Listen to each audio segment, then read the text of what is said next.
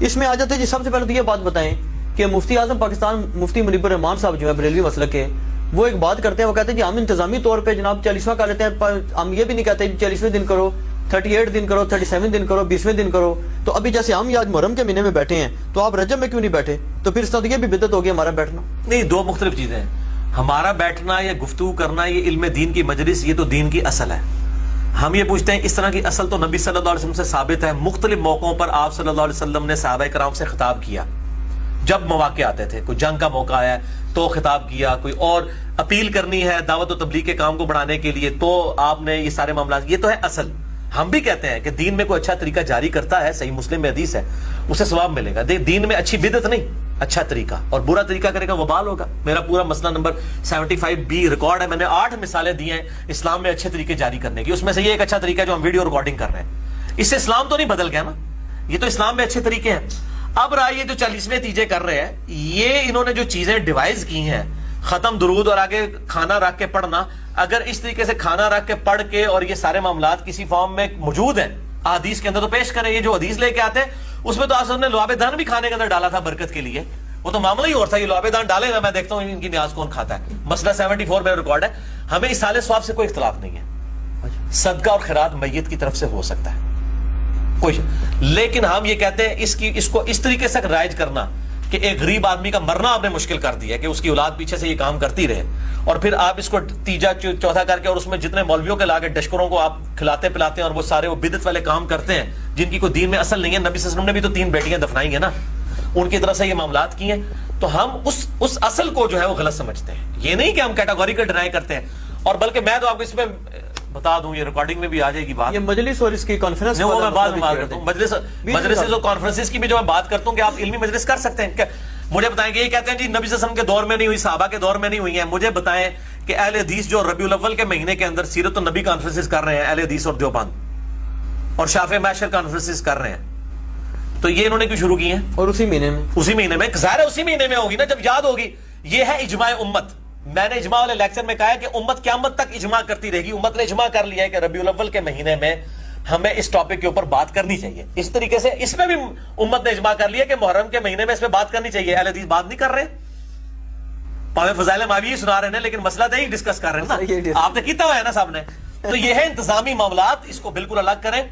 اب رہ گیا کہ محرم کے موقع کے اوپر جو کھانا پکا کے سبیلیں اور یہ چیزیں ہیں، اور جو جہاں تک کھانے کا معاملہ ہے نا جی، اگر کسی کھانے پر اللہ کا نام لیا گیا نا، اس کو ہم حرام نہیں کہہ سکتے. ہم اس کو اس طریقے سے مخصوص کر کے جو یہ معاملات کرتے ہیں اس کے اوپر بدعت والا معاملہ فٹ ہوتا ہے. لیکن کھانا فی نفسی حلال ہوگا. اگر آپ کے پاس کوئی کھانا لے آتا ہے اور آپ اسے پوچھیں کس کے نام کا، وہ کہتا ہے اللہ کے نام کا، تو کھانا حرام نہیں ہوگا. ٹھیک ہے. اور اگر وہ کہتا ہے کسی اور کے نام کا، تو اس کو سمجھائیں کہ بریلوی، دیوبندی، اہل حدیث، شیعہ سب کا اتفاق ہے کہ غیر اللہ کے نام کی نیاز نہیں ہوتی. قرآن پاک میں 4 جگہ یہ بات آئی ہے. سب لوگ تھوڑا سا کنسیپٹ کریں غیر اللہ کے نام کی. مثلا اب یہ میں اگر دیگ پکاتا ہوں تو محرم کے مہینے میں پکاتا ہوں، تو اب یہ فیصلہ کیسے ہو کہ اللہ کے نام کی ہے کہ حضرت حسین کے نام؟ نہیں، وہ تو ظاہر ہے وہ جو پکا رہا ہے اس کو پتا ہوگا نا کہ وہ کس لیے پکا رہا ہے. وہ اگر میں بتاؤں ایک منٹ، ایک ہے صدقہ اور خیرات کرنے کے لیے. کوئی بندہ کہتا ہے جی کہ میت کی طرف سے میں صدقہ کر رہا ہوں، حضرت حسین کو اس کا نفع پہنچ جاتا ہے. اچھا، اس کو کیا کہیں گے آپ؟ حرام تو نہیں کہہ سکتے. آپ یہ تو بات کر سکتے ہیں کہ محرم کے مہینے میں کیوں، عام دنوں میں بھی حسین کی طرف سے صدقہ کیا کرو. میت کی طرف سے صدقے کے اوپر تو سب کا اتفاق ہے. ٹھیک ہے نا. بہت کم لوگ ہیں جو کہتے ہیں صرف اولاد کر سکتی، باقی نہیں کر سکتے. باقی جو جمہور ہے اہل حدیث کے ہاں بھی، باقی تو سارے ویسے ہی قائل ہیں. وہ تو مطلقاً قائل ہیں. اور میں اس کے اوپر حوالہ بھی دے دوں گا، تو ہضم ہو جائے گا. میں ویڈیو ہی دینے لگا جی. اہل ہو جی، کیمرہ ادھر مارو. یہ صحیح بخاری، مجھے خطرہ تھا اب یہ پوچھیں گے، یہ میں نے پہلے ہی رکھی ہوئی تھی بخاری شریف. یہ صحیح بخاری میں حدیث ہے 4438 انٹرنیشنل نمبرنگ کے مطابق. یہ انڈیا پاکستان میں سب سے بڑے اہل حدیث عالم ہے سید داؤد راز. تفہیم البخاری انہوں نے لکھی ہے، یہ پاکستان سے ہی چھپی ہوئی ہے. 8 جلدوں پہ اس کا PDF ہے جو پوری دنیا میں چل رہا ہے انٹرنیشنل نمبرنگ کے مطابق. ان کے میں آپ کو الفاظ پڑھ کے سناتا ہوں کہ انہوں نے کیا لکھے ہیں اور حدیث کی شرح کیا کی ہے. اس کے بعد مجھے کوئی گالی نہ دے اہل حدیث، اپنے علماء کو دیں اور ان کے اوپر فتوے لگائیں. ہم اس کے صحیح ہے غلط پہ فیصلہ نہیں کر رہے، صرف ان کو اپنے گھر کی خبر بتانے لگے ہیں. دیکھیں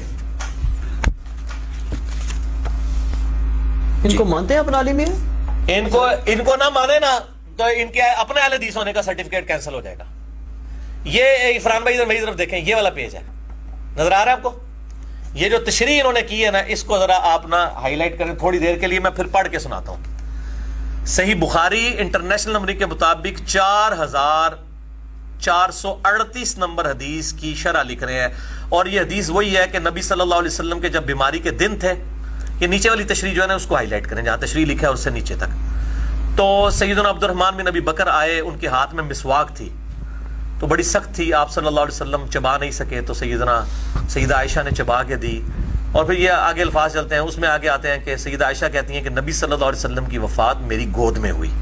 یہ تھی حدیث، اس میں سیدہ عائشہ کی فضیلت ثابت ہوئی رضی اللہ تعالیٰ عنہ وعلیہ السلام.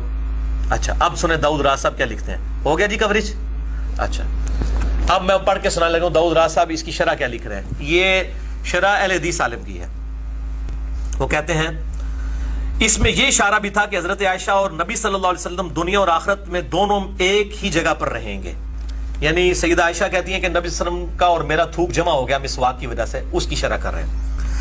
حضرت علی رضی اللہ تعالیٰ فرماتے ہیں اللہ جانتا ہے کہ حضرت عائشہ دنیا اور آخرت میں آپ کی بیوی ہیں. بالکل یہ حضرت علی کا نہیں ہے قول، یہ سیدنا عمار بن یاسر کا ہے صحیح بخاری میں، جب جنگ جمل کے لیے انہوں نے کوفے کے منبر پر خطبہ دیا تھا کہ دنیا اور آخرت میں عائشہ نبی کی بیوی ہے، لیکن اللہ نے تمہیں آزمایا ہے کہ تم عائشہ کی اطاعت کرتے ہو یا اللہ کی اطاعت کرتے ہو، کیونکہ امیر المومنین وَأُولِي الْأَمْرِ مِنْكُمْ یہ ہے. بڑی سخت بات کی. اچھا یہ صحیح بخاری میں حدیث ہے. اچھا اور امام بخاری اس کو حضرت عائشہ کے فضائل میں لے گئے ہیں، اس خطبے کو نیم رافضی، امام بخاری نیم رافضی.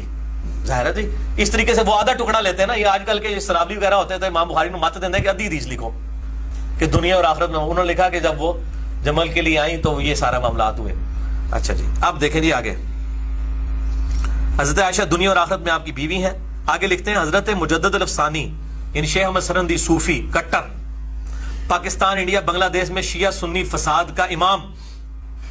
یہ ہے اصل میں فسادی آدمی جس نے یہ سارا فساد مچایا ہے ایکسٹریم تک. ٹھیک ہے جی. اور نبی صلی اللہ علیہ وسلم کی شان میں بھی بہت گستاخی ہیں، بالکل ان کے مکتوبات کے اندر موجود ہیں. میں اس پہ پورا لیکچر دے سکتا ہوں. تو المتوفا 1036 ہجری، یہ 1036 ہجری میں فوت ہوئے. یہ بریلویوں دیوبندیوں دونوں کے مشترک جی دیوبندی بریلوی اور اہل حدیث کے تو ہو ہی گئے نا، یہ تو خود لکھ رہے ہیں رحمۃ اللہ علیہ لکھ رہے ہیں. ان کو دیوبندی بریلوی تو ان کو اپنا امام مانتے ہیں نا نقشبند سلسلے میں، کیونکہ قاضی ثناء اللہ پانی پتی کے یہ ابا اجداد ہے نا، اس لحاظ سے کہ نقشبند سلسلے میں بزرگوں میں سے شامل ہیں. تو جو وہ اکبر بادشاہ کے خلاف کھڑے ہوئے تھے. اچھا اکبر بادشاہ کے خلاف اگر یہ کھڑے ہو جائیں تو یہ بزرگ ہیں بریلویوں کے، اور اگر غلام احمد قادیانی کے خلاف جو ہے وہ ثناء اللہ امرتسری اہل حدیث کھڑے ہو جائیں وہ لعنت اللہ ہی لے رہیں گے. ان سے کوئی دین کا کام نہیں لیا گیا. ٹھیک ہے نا. پھر ان کی وہ کیٹیگری فیل ہو جاتی ہے، وہ کہتے ہیں ہاں جی وہ بھی تھے، پیر میلی شاہ صاحب بھی تھے. ٹھیک ہے نا جی. تو پھر دونوں رحمہ اللہ ہو گئے. کہتے ہیں اللہ لیتا ہے حدیث کا، اللہ پائی جی بخاری مسلم حدیث ہے، اللہ فاسق کل بھی دین کا کام لے لیتا ہے. یہ اور قیامت دن فیصلہ ہوئے گا کہ کیڑا کم فاسق کل لیا گیا اور کیڑا مومن کل لیا گیا. یہ اللہ تعالیٰ فیصلہ کرے گا، ہم نہیں فیصلہ کرتے. اچھا جی. تو حضرت مجدد الثانی بقول ان کے مجدد الثانی شیخ احمد سرہندی. تو یہ احمد نام والے جتنے ہی ہیں نا یار عجیب و غریب ہی لوگ آئے ہیں. نبی صلی اللہ علیہ وسلم کے بعد کی بات کر رہا ہوں. ٹھیک ہے جی. چاہے وہ احمد ابن تیمیہ ہو، ان کا نام بھی احمد ہے. ہاں یہ احمد سرہندی ہوں، امام احمد رضا بریلوی ہوں، جیسے امام احمد ابن تیمیہ، امام احمد رضا بریلوی، غلام احمد پرویز، غلام احمد قادیانی. ٹھیک ہے جی. میں ویسے یہ جوک کے طور پہ بات کی، میں کسی کو فٹ نہیں کر رہا. اچھا جی. بہرحال اور انہوں نے بڑا دعویٰ کیا ہے مجدد صاحب نے کہ جو صفت احمدیت تھی نبی صلی اللہ علیہ وسلم کی، اس کا ظہور میرے ذریعے ہوا ہے 1000 سال بعد. اس نے بڑے بڑے دعوے اپنے بارے میں کیے ہیں. اسی لیے تو عبداللہ محدث دہلوی کا ان کے ساتھ بڑی ٹسل رہی وحدت الشعور وحدت الوجود کے مسئلے میں بھی. تو یہ چونکہ وحدت الوجود کے خلاف تھے اس لیے اہل حدیثوں کو اچھے لگنے شروع ہو گئے. ٹھیک ہے. کیونکہ دشمن کا دشمن دوست ہوتا ہے. ٹھیک ہے. اس چکر میں. لیکن آپ دیکھیں داؤد راز صاحب کے لکھتے ہیں کہ حضرت مجدد فرماتے ہیں کہ میں کھانا تیار کر کے اصالہ ثواب کے وقت حضرت صلی اللہ علیہ وآلہ وسلم اور حضرت فاطمہ اور حضرت حسنین رضی اللہ عنہم یعنی حسن و حسین کے ثواب کی نیت کیا کرتا تھا. ایک شیعہ نہیں پہ لکھتا، اہل حدیث عالم لکھ رہے ہیں. انڈیا پاکستانی سب تو بڑے سید داؤد راز تفہیم البخاری. اچھا جی. ایک شب خواب میں حضرت صلی اللہ علیہ وسلم کو میں نے خواب میں دیکھا، یعنی مجدد صاحب کی طرف سے نقل کر رہے ہیں. 4438 نمبر حدیث کی یہ شرح لکھ رہے ہیں شرح تو نہیں ہو رہی ہے، شرح ہو رہی ہے.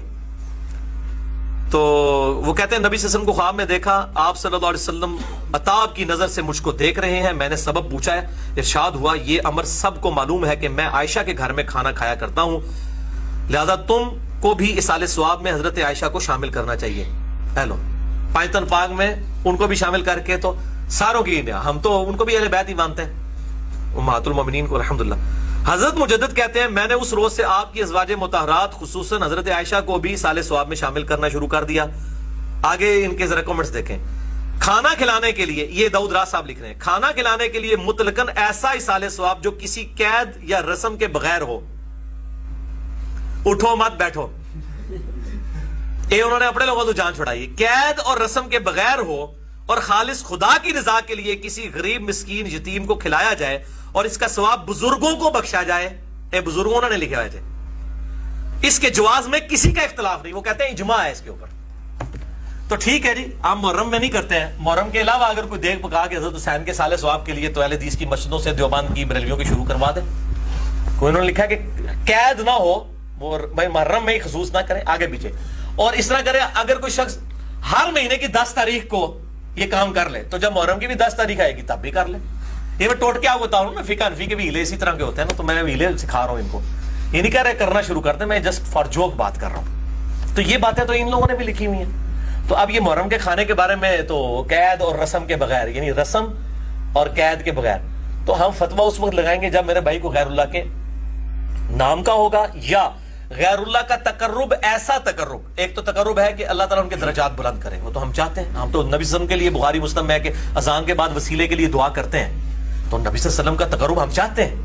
ٹھیک ہے کہ اللہ کے حضور ہماری شفاعت کریں گے. لیکن اگر کوئی تقرب سے مراد یہ کہتا ہے کہ حسن و حسین ہمارے مشکل کشاں ہیں، ڈائریکٹ دنیا میں آ کے ہماری مدد کرتے ہیں، نعوذ باللہ، تو ایسے لوگوں تو لطر پڑیں گے جو اس قسم کا عقیدہ رکھیں گے. توحید کے اوپر تو شرک is the most sensitive issue in the sight of Allah. No compromise on tawhid, بالکل کلیئر کٹ ہے. میں تو ہر جگہ یہ بات کرتا ہوں، توحید میں کمپرومائز نہیں ہوگا اہل بیت کی محبت میں، نعوذ باللہ من ذالک. نہ اہل بیت اس کو چاہیں گے کہ ان کو جو ہے وہ اس طریقے سے پکارنا شروع کر دیا جائے. تو یہ میں نے کلیئر کر دیا. اور کوئی سوال رہ گیا؟ یہ جلوس وغیرہ کے بارے میں بتا دیں، کیونکہ جلوس نے بھی جلوس کاٹ دیتا ہے. جلوس تو میرے بھائی اب سب نکال رہے ہیں. پہلے میلاد کے جلوس نکلتے تھے، میں تو پہلے جلوس کا نام آتے ہی نا مجھے دیوبندیوں پہ غصہ آتا ہے. یہ حضرت عمر کی شہادت کا جلوس نکالنا شروع کیا یکم محرم کو، حالانکہ یکم محرم ثابت ہی نہیں ہے. سب سے بڑی کتاب جو صحابہ کے جو ہے وہ لکھی گئی ہے اسود الغابہ، اور اس کی جو تفسیر جو لکھی گئی شرح الاصابہ ابن حجر اسقلانی نے لکھی، ابن اسیر کی اس کتاب کی 8000 صحابہ کے پوری بایوگرافی ہے. بتائیں اس میں یہاں یکم محرم لکھا ہوا ہے. تاریخ دمشق میں کوئی عجیب سا ایک قول ملتا ہے، ادروائز سب کے سب لوگ کہتے ہیں کہ ذوالحجہ کے آخری مہینے میں سیدنا عثمان کی بیعت ہو چکی تھی اور وہ شہادت عمر کے بھی 3-4 دن کے بعد ہوئی تھی. ٹھیک ہے، تو یہ تو انہوں نے واقعہ کربلا کو ڈائلیوٹ کرنے کے لیے ایک پخ چھوڑ دی. یہ یکم محرم کی جو یہ شہادت ہے یہ 8 سے 100 سال گزرا. مجھے پہلے بتایا نا کن کتابوں میں اور یہ جلوس نکلتے تھے یکم محرم کے اور جو ہمیں شہادت عمر منایا جاتا تھا. یہ اب شروع ہے، سپاہی صحابہ نے شروع کیا ہے. میں یہ پوچھتا ہوں پھر لعنت ایسے لوگوں پر جو حضرت عمر کی شہادت پہ تو جلوس نکالیں اور 12 ربیع الاول کا جلوس کو بدعت کہنا شروع کر دیں. ہم تو دونوں کو ہی بدعت سمجھتے ہیں. اگر مجھ سے پوچھیں ہم تینوں کو بدعت ہی سمجھتے ہیں. جلسے جلوس ہاں کوئی علمی نشستیں کوئی کرنا چاہتا ہے ضرور کریں، اور جو نہیں کر رہا اس کے اوپر فتویٰ نہ لگائے. کرنا چاہتا ہے ضرور کریں، کوئی ایسا معاملہ نہیں ہے، کریں، لیکن اس کے اندر کوئی قرآن و سنت کی بات ہو رہی ہو اور اس کے ساتھ معاملات نہ ہو اس طرح کے کہ جس میں دین سے ہٹ کے کوئی چیز ہو. باقی یہ جو اہل تشیعوں میں بدعتیں ہیں، یہ جھولے نکالنا، ذوالجناح اور یہ جناب پنجا اور یہ ڈولیاں اور عجیب و غریب قسم کی خرافات جو آئی ہوئی ہیں، ماتم وغیرہ بھی ہے، جی ماتم، کوئلوں پر ماتم، نعوذ باللہ من ذالک. اور وہ کہتے ہیں کہ جی وہ چونکہ وہ گرم صحرا پہ تھے ہم اس کے ساتھ اینالوجی بناتے ہیں، وہ اس لیے کوئلوں دیگر مذاہب والے بھی بیچ مکس ہوئے ہیں نا سر. وہ بھی دو میں بھی ہیں. شرف الدین موسوی جو بلتستانی ہیں کراچی والے، انہوں نے ان کی تو کتابیں میں نے 2 دیکھی ہیں نا، وہ تو کہتے ہیں سارا مکس ہوا ہے کام، مکس ہوا ہے. اور وہ تو میرے خیال ماتم کو غلط نہیں سمجھتے ہیں. شیعہ کی کتابوں میں ماتم کو کنڈیم کیا کہ یہ بالکل ایک زنجیر زنی ہے سب کچھ. اگر یہ کہتے ہیں کہ ہم ان کی یاد تازہ کر رہے ہیں محبت میں کہ جی ان کو زخم لگائے تھے تو ہم اپنے آپ کو بھی زخم لگائیں، تو میرے بھائی ان کے باقی زخم تو مجھے کنفرم نہیں ہے کہ کدھر لگا تھا. ایک والا مجھے کنفرم ہے جو بخاری میں موجود ہے، وہ یہ والا زخم ہے. اگر آپ نے کوئی محبت کا اس طرح اظہار کرنا ہے پھر اس طریقے سے کرنا شروع کریں، نعوذ باللہ من ذالک. اور یہ بالکل بدنامی ہوئی ہے. اور بلکہ ایک اہل تشیع عالم تھے، انہوں نے ٹی وی پہ میں پروگرام دیکھ رہا تھا، انہوں نے کہا کہ جب یہ گستاخانہ عبارات اور کارٹونوں کے اوپر ہمارے مسلمان اپنی املاک کو نقصان پہنچاتے ہیں، بینکوں کو جلاتے ہیں، گاڑیوں کو جلاتے ہیں، تو غیر مسلم کیا سوچتے ہوں گے کہ یہ مسلمان ہے. تو میں نے اس پہ پھر ورڈک دی تھی مسئلہ نمبر 49 پہ کہ آپ جب 10 محرم کے اوپر اپنے آپ کو چھریاں مار رہے ہوتے ہیں اس وقت غیر مسلم، یہ ٹیبو، وہ تو اس کو ٹیبو کہتے ہیں نا نیشنل جغرافک میں، یہ جو ٹیبو والا کام آپ کر رہے ہوتے ہیں اس وقت مسلمان وہ کیا سوچتے ہوں گے مسلمانوں کے بارے میں. بہرحال ماتم یہ ساری چیزیں ہم ان کو بدعت سمجھتے ہیں، اس کی وجہ سے کوئی کفر اسلام کا فیصلہ نہیں ہو جاتا. اور باقی جو شیعہ نے کلمے کے اندر جو چیزیں داخل کی ہوئی ہیں کفر اسلام کا مسئلہ نہیں. کفر اسلام کا تب مسئلہ ہوگا جب وہ علی رسول اللہ کہتے ہیں. وہ تو کہتے ہی محمد اور آل محمد ہے. علی ولی اللہ کہتے ہیں تو آپ زیادہ سے بدعت کہہ دیتے ہیں. وہ تو ہمارے بریلوی حضرات نے میزان کے ساتھ درود شریف شامل کیا ہے، تو درود کو تو کوئی کفر نہیں کہہ سکتا. یہ تعریف البتہ جن لوگوں نے کلمے میں تعریف کی ہے وہ ہم بتا دیتے ہیں، وہ آپ کے جو ہے نا وہ چچا زاد ہیں بریلوی اور دیوبندی. کسی نے اشرف علی رسول اللہ پڑھوایا، کسی نے چشتی رسول اللہ، تو شیعہ نے تو اس طرح کا کوئی کلمہ نہیں پڑھوایا ہوا. ٹھیک ہے نا. یہ جو ہے آپ علی ولی اللہ، ابو بکر ولی اللہ کوئی کہتا ہے اور اس کو ایڈ کر لیتا ہے، کلمے کے ساتھ ایڈ کرتا ہے، تو آپ زیادہ سے زیادہ اس کو کہہ سکتے ہیں کہ یہ بدعت. تو یہ جو ارتداد صحابہ کے کہتے ہیں قائل ہیں نعوذ باللہ، اور اس کے علاوہ یہ تعریف قرآن کے قائل ہیں، یہ تو خیر ساری اہل سنت تقریباً الزامات ہیں. تعریف قرآن کے قائل ہیں تو میرے بھائی میں نے پہلے بتایا کہ تعریف قرآن کا جو قائل ہے نا جی وہ کافر ہے.